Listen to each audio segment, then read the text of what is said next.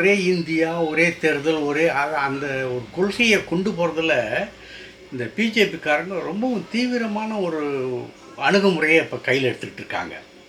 அதை உலகநாயகன் கமல்ஹாசன் வன்மையாக கண்டிச்சிருக்கிறாரு. இப்போ இந்த நடக்குதில்ல, வார் நடக்குதில்ல, அமெரிக்கா வந்து தன்னுடைய ஏகாதிபத்திய மனப்பான்மையை சில நாடுகள் மேலே திணிக்கிறான். அந்த நாடுகள் வந்து எதிர்த்து போராடுது.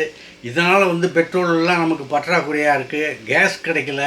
இந்த மாதிரி பல ஒரு நாம் போரில் நம்ம ஈடுபடாட்டாலும் அதனுடைய விளைவுகளை நாம் ரொம்ப அனுபவிக்கிறோம். கேஸ் சிலிண்டர் கிடைக்கல, விறகடுப்பு வந்துச்சு மறுபடியும். இப்படி பலவித கோளாறுகள் நடந்துக்கிட்டு இருக்கல நாட்டில். அதை தட்டி கேட்டால் எல்லாம் கரெக்டாக இருக்குது, எல்லாம் உபரியாக இருக்குது, எந்த விதமான பற்றாக்குறையும் இல்லை, பஞ்சமும் இல்லை அப்படின்னு டெல்லியில் பார்லிமெண்ட்டில் பேசுகிறானுங்க. ஆனால் நடைமுறையில் பார்த்திங்கன்னா சிலிண்டருக்கு அலையிறானுங்க. பல இடங்களில் ஹோட்டலில் மூடிட்டானுங்க. கறி அடுப்பு வந்துருச்சு, விறகடுப்பு வந்துருச்சு, பழைய கற்காலத்துக்கு போயிடுவோமோ அப்படிங்கிற ஒரு பயம் வந்துருச்சு.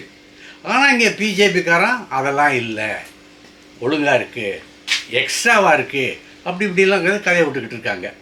இதற்கெல்லாம் அடிக்கிற மாதிரி, அதாவது இப்போ தான் வந்து பிஜேபிக்காரன் நைஸாக அந்த ஜாதியை அந்த அந்த மதத்துவேஷத்தை கொண்டாடுறான்.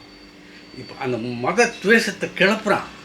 அதுக்கு தான் ஒரு உலகநாயகன் கமல்ஹாசன் நெத்திப்பொட்டில் அடித்த மாதிரி ஒரு அழகாக தமிழில், நல்ல அருமையான தமிழ். இது இங்கே உள்ள பலருக்கு வராதுங்க. இங்கே சில கட்சிகள் இருக்காங்கல்ல, அவங்களுக்கெல்லாம் இந்த மாதிரி வராது. அது அந்த கவிதை நடையாகவும் இருக்கும், உரை நடையாகவும் இருக்கும், கவர்ச்சியாகவும் இருக்கும். இது அவங்களுக்கு புரியலைன்னு சொன்னாலும் அவனுடைய அறிவில் கொஞ்சம் மந்தம் அப்படின்னு தான் நம்ம நினைக்கணும். அவர் சொல்கிறாரு, முகலாய முஸ்லீமை மன்னர்களை 500 ஆண்டுகள் ஏற்றுக்கொண்ட பெரும்பான்மையைச் சேர்ந்த இவர்கள் நிச்சயமாக சத்ரபதி சிவாஜியின் நேரடி வாரிசுகள் இல்லை. இவன் பூரா என்ன சொல்கிறான், நாங்கள் தான்ட்ட சத்ரபதி சிவாஜியினுடைய நேரடி வாரிசுகள் அப்படின்னு கித்தாப்பில் இது பண்ணிக்கிட்டு இருக்கான். வாய் உருட்டு விட்டுக்கிட்டு இருக்கான்ல, அதுக்கு ஒரு அடிக்கிறாரு உலகநாயகன் கமல்ஹாசன். இன்னொன்று அதுக்கு அடுத்து அப்படியே தொடர்றாரு. நாளை இந்திய எண்ணெய் கிடங்குக்கு வரப்போகும் ஆபத்து புரியாதவர்களை தன்னை அடையாளப்படுத்திக் கொள்ளும் மதம் என்னை வியப்பில் ஆழ்த்தவில்லை. அவர்களின் அறியாமை என்னை ஆச்சரியப்படுத்துவதுடன் பதற்றத்துக்கும் உள்ளாக்குகிறது. நடக்கின்ற போர் நாளை பெரிதாகி என்ன ஆகும்? இவர்களை மிடில் கிளாஸ் பங்களில் போய் ஒளிஞ்சுக்கிறது தான் ஒளிஞ்சுக்கிற வைக்கும்.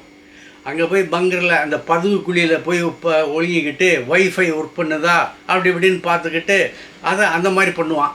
இராணுவம் என்ன செய்கிறது, எப்படி இருக்குது அப்படின்னு சொல்லி ஏதாச்சும் ட்விட்டரில் போட்டுட்டு, ஏன்னா அவர் இப்போ நம்ம பிரதமர் அடிக்கடி ட்விட்டரில் தானே இப்போ நிறைய செய்திகள் கொடுக்குறாரு, வீராவேசமான இதெல்லாம் சொல்கிறாரு. அதை அவர் கிண்டல் பண்ணி அடிச்சிருக்காரு பாருங்கள், சூப்பராக அடிச்சிருக்கிறாரு உலகநாயகன் கமல்ஹாசன். சரி, இப்போ இந்த எலெக்ஷன் என்னையாச்சு, என்ன தொகுதி, எத்தனை தொகுதி, சின்னம் என்ன, பேச்சுவார்த்தை முடிஞ்சிருச்சா? மற்றவெல்லாம் பேச்சுவார்த்தை நடந்து முடிச்சுட்டானே. இன்றைக்கி அதிமுகலாம் முடிஞ்சிருச்சு, திமுகவிலையும் பாதி பேர் முடிச்சுட்டானே. இன்னும் மிச்சம் இருக்கிறது சில கட்சிகள் தானே.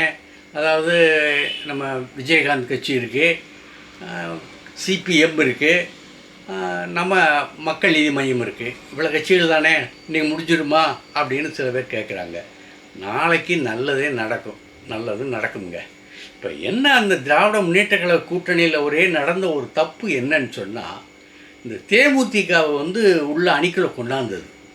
அவங்க ஒரு கட்சி, அவங்களுக்கு ஒரு வாக்கு வங்கி இருக்குன்னு நம்பி அவங்களுக்கு அதிகமான தொகுதியை கொடுக்கறதா வாக்குறுதி கொடுத்து ஒரு ராஜ்யசபா சீட்டையும் கொடுத்துட்டாங்க, பணமும் கொடுக்கறதாக ஏற்பாடு பண்ணிட்டாங்க. அவங்க அந்த பணத்தில் வந்து ஒரு பெரிய ஆடம்பர கார் வாங்கிட்டதாக பத்திரிகைகளெல்லாம் ஊடகங்களெல்லாம் செய்தியை போட்டு கிழிக்கிறாங்க. இந்த தேமுதிகவினால தான் பல சில்லறை விவகாரங்கள்லாம் ஏற்பட்டிருக்கு. அவங்களுக்கு கொடுக்காம அவங்களே ஓரங்கட்டி வச்சுருந்தாங்கன்னு சொன்னால் இந்த இது வந்திருக்காது. ஏன்னா நாளைக்கு வந்து பார்லிமெண்ட்டில் போய் இது சட்டசபையிலையும் மாறலாம், பார்லிமெண்ட்லேயும் மாறலாம், எது வேணாலும் நடக்கலாம். ஏன்னா தேமுதிகவுக்கு வந்து அந்த அம்மா என்ன நினைக்குது அதுதான் நடக்குமே தவிர இங்கே கொள்கை ரீதியாக எதுவுமே இல்லை. ஆகையினால தான் அந்த குழப்படினால தான் தேமுதிக உள்ளே வந்ததுனால தான் மக்கள் நீதி மையத்திற்கான எண்ணிக்கையும் குறைக்கப்படுகிறது. அட்லீஸ்ட் நமக்கு 4 நாச்சும் கொடுக்கணும் அப்படிங்கிறதுல கமல்ஹாசன் உறுதியாக இருக்கார். இப்போ தேமுதிக வரலைன்னா நமக்கு சீட்டு கிடச்சிருக்கும், கம்யூனிஸ்ட் கட்சிக்கும் சீட்டு கிடச்சிருக்கும், விடுதலை சிறுத்தைகளுக்கும் சீட்டு கிடச்சிருக்கும். அந்த ஒத்த கட்சியினால் மற்றவர்களெல்லாம் தங்களை தியாகம் செய்ய வேண்டியிருக்கிறது அப்படிங்கிறது தான் யதார்த்த உண்மை. இது சரி. இப்போ தாவேக்கா என்ன இதெல்லாம் இப்போ பாண்டிச்சேரியில் வேட்புமனுலாம் தாக்கல் பண்ணி என்னங்க பூரா பெரும் பிஜேபியில் இருந்தவனையெல்லாம் சேர்த்து அவங்களுக்கு சீட்டு கொடுத்துருக்காரு அப்படின்னு சொல்லி அங்கே பாண்டிச்சேரியில் ஒரே கலாட்டா நடக்குது.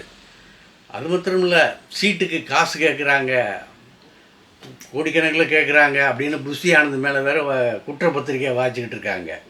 சரி, இது இன்னொரு பக்கம் இந்த நம்ம விஜயினுடைய உதவியாளர் இருக்கார்ல, பழனிசாமின்னு ஒருத்தர் இருக்கார்.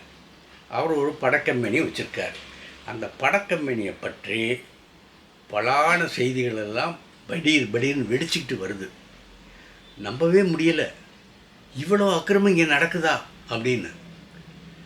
அந்த கம்பெனி எதுக்காக ஆரம்பிக்கப்பட்ட கம்பெனின்னு சொன்னாங்கன்னா, இந்த நடிகைகளுடைய கால் சீட் இருக்கு இல்லையா, அதை ஒழுங்குபடுத்தி கொடுக்கறதுக்காக ஆரம்பிக்கப்பட்டது தான் அந்த நிறுவனம். அதில் கீர்த்தி சுரேஷ், நம்ம திரிசா, இன்னும் சில நடிகைகள்லாம் இருந்தாங்க. அதில் ஒரு நடிகை வந்து வேணாப்பா, ஒரு சங்காத்தமே வேணான்னு சொல்லிட்டு வெளியே வந்துட்டாங்க. அவங்க வெளியே வந்ததுக்கே ஒரு தனி கதை இருக்குது.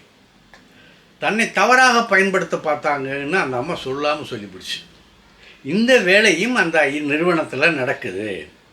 அது மட்டும் இல்லை, சட்டவிரோதமான போதைப் பொருட்களுடைய புகலிடமாக அந்த அமைப்பு இருக்குது அப்படின்னு குற்றச்சாட்டி இருக்காங்களாம். அந்த குற்றச்சாட்டுகள் வந்து இப்போ பயங்கரமாக பூதாகரமாக வெடிச்சிட்ருக்கு. இப்போ அண்மையில் ஒரு நண்பர் தமிழன்பன்னு சொல்லி ஒரு பத்திரிகையாளர், அவரும் தன்னுடைய பதிவில் இதை குறிப்பிட்டிருக்காரு. இந்த மாதிரி அக்கிரமமெல்லாம் நடக்குது, இவங்க எப்படி நேர்மையான ஆட்சியை தருவாங்க, நியாயமான ஆட்சியை தருவாங்க, அக்கிரமமாக அநியாயம் நடக்குது, கட்டின பொண்டாட்டிக்கு துரோகம், பிள்ளைகளை கவனிக்கலை, அப்பா அம்மாவுடைய சதாபிஷேகத்துக்கு போக முடியலை, இந்த திருக்குறுங்குடி அது ஒரு கோயிலில் வந்து சதாபிஷேகம் கொண்டாடுவாங்க, திருக்கடையூர், அதுக்கே இருந்தாலும் போகலை, யார் விஜய் போகல. அதுக்கு பதிலாக இந்த அட்லியினுடைய மனைவி 2வது தடவை பிரசவமாக இப்போ கற்பம் தரிச்சிருக்காங்க. அதுக்கு வளைகாப்பு பிரச்சனை 2வது தடவை நடக்குதான். நம்ம ஊர்லாம் என்னென்னா ஒரு தடவை தான் நடக்கும், அதுவும் தலைப்பிரசவத்துக்கு மட்டும்தான் அந்த வளைகாப்பு நடக்கும். 2வதுக்கெல்லாம் நடத்த மாட்டாங்க. இது என்னமோ உலக அதிசயமாக அட்டி நடத்துகிறான். சரி, அது அவங்க இஷ்டம், அதில் அவர் விருப்பமாக இருக்குது, அந்த பொண்ணுக்கு விருப்பமாக இருக்குது, நடத்துகிறாங்க. அதுக்கு இவர் போகிறார், விஜய் போய் அங்கே சந்தோஷமாக இருக்கார். பெத்த அப்பா அம்மாவனுடைய சதாபிஷேகத்துக்கு போகாத நீ இங்கே போனதில் என்ன, நீ எப்படி இந்த நாட்டை நிர்வகிக்க போகிற அப்படின்னு கேட்குறாங்க. நியாயமான கேள்வியாக இருந்தால் நீங்களும் பதில் சொல்லுங்கள். உங்களுடைய ஓட்டுகளை பார்த்து போடுங்க. ஏன்னா ஒரு தடவை தப்பு பண்ணிட்டீங்கன்னா அந்த தப்பை திருத்துறதுக்கு 5 வருஷம் ஆகணும், 5 வருஷம் காத்திருக்கணும். அதுக்குள்ளே வேறு என்னென்ன இளவெல்லாமல் நடந்து போயிடும். இந்த பாருங்க, பழனிசாமி ஆட்சியில் நடந்த ஒரு கொலை, ரெட்டை கொலை, போலீஸ்காரன் அடித்து கொண்டது அது கொலைன்னு தான் சொல்லணும். 10 வச்சு செஞ்சுருக்கானுங்க. நைட்டு பூரா இடைவெளி 10 நிமிஷம் இடைவெளி விட்டு அடிச்சிருக்கானுங்க. இரும்பு கம்மினால் அடிச்சிருக்கான். நமக்கு அடித்து பழகிறதுக்கு இடம் சரியான இடம்டா அப்படின்னு சொல்லி இதே நம்ம வடிவேல் சொல்லுவார் தெரியுமா, வசமாக ஒருத்தன் வந்து மாட்டியிருக்கான்டா, எவ்வளோ அடித்தாலும் தாங்குறான்டா, அடிங்கடான்னு சொல்லி என்ன அடித்தானுங்க மூத்தச்சதில் விட்டு அப்படின்னு சொல்லி, அது மாதிரி போலீஸ் ஸ்டேஷன் லாக்கப்பில் வச்சு இந்த மாதிரி இவ்வளோ கொடுமைகளும் நடந்திருக்கு. அதுக்கு இன்றைக்கி தீர்ப்பு வந்திருக்கு.